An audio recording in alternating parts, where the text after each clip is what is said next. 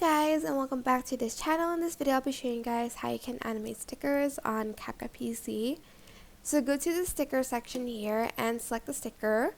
So there are like two ways to go by this. You can select animation here, add in like an in and out animation, and you can also add in a loop animation. And then you're also going to select the right click button. You create compound clip, and then go to the animation that they have, which is the video animation. Then you can add in this like combination animation as well to it if you'd like to.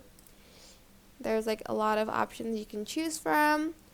And yeah, that is basically it. I hope this tutorial was helpful for you guys. Don't forget to like, comment, share. Also subscribe to this channel if you haven't done that already. If you have any questions, just leave it in the comment section down below, and I will try my best to answer them all for you guys.